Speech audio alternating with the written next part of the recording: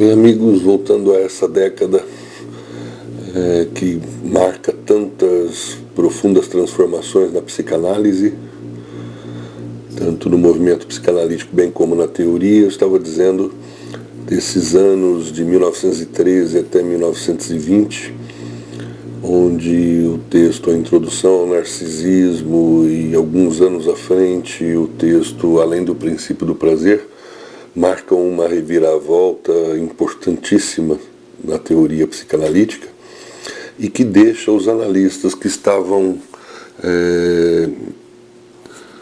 muito pacatos já com a ideia de que tudo que havia para ser estabelecido teoricamente em psicanálise já estava estabelecido, e Freud já havia se tornado uma espécie de totem celebrado, mas ao mesmo tempo concebido como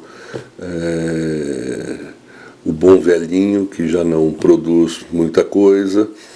A partir de 1920, os analistas começam a ficar de cabelo em pé, principalmente com a inserção do conceito de pulsão de morte, né, o próprio título do texto, Além do Princípio do Prazer, onde ele vai inserir esse contexto que cria mudanças violentas na teoria, não é? Inaugurando aí o conjunto geral dessas mudanças, chamado segunda tópica, não é? Que é o conjunto geral que se estabeleceu na psicanálise até no final da vida de Freud, mas a partir dessa segunda tópica vários conceitos vão ser revistos que já haviam tido um certo estabelecimento anterior. Só para citar um exemplo rápido, a ideia de angústia, por exemplo, nos primeiros tempos, era vista como decorrência da libido reprimida, ou seja, libido que não encontra um campo de escoamento, uma vez reprimida, leva à formação da angústia.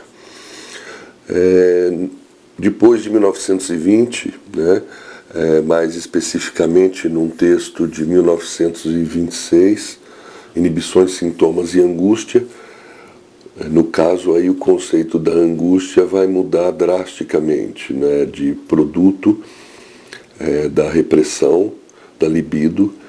A angústia passa a ser um sinal de perigo no eu,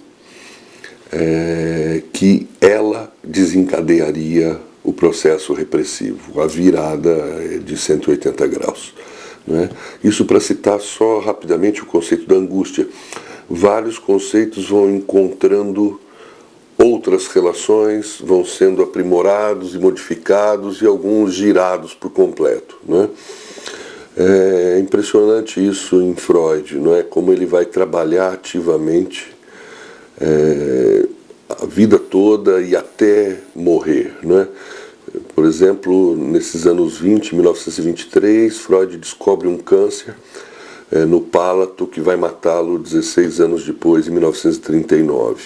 Várias inserções cirúrgicas são feitas para atacar esse tumor, e os colegas que veem as fotos de Freud anteriores a 1923 e depois as que vão sendo feitas de 1923 a 39 percebem claramente como o formato da boca, da região da boca, modifica, né?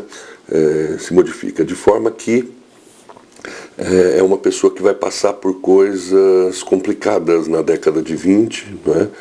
A morte de sua filha Sophie, logo após a morte do seu neto, filho de Sophie, não é? A notícia desse câncer, não é?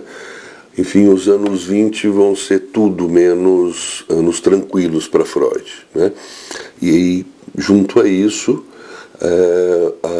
a situação de mudança metapsicológica, a partir de 1920, com outros grandes conceitos, como citei. Então nós temos grandes textos na década de 20, por exemplo, em 1921, Psicologia de Massas e Análise do Eu, 1923, O Ego e o Id, 1926, como disse, Inibições, Sintomas e Angústia, 1927, O Futuro de uma Ilusão, 1929, Normalmente se fala 1930, mas na realidade a primeira publicação foi em 29, o mal-estar na cultura, ou como chamam alguns, o mal-estar na civilização, no final dessa década.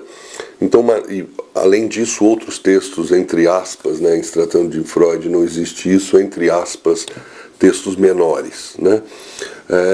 Mas a partir dos anos 30, outra produção grande também, que vamos falar em outro momento, até a data de sua morte em 39. Enfim, né, sempre a luta com o câncer, a luta contra a morte, a luta para implementação ou continuidade da implementação do movimento psicanalítico, as mudanças teóricas, né, dessa década, e uma coisa fundamental que tem nessa década também, que vai condicionar o movimento psicanalítico de forma cabal, mas que vem de outro lugar, não depende de Freud, né? Que é nada mais, nada menos que em 1914 tem a Primeira Guerra Mundial, né? Que vai se estender até 1918.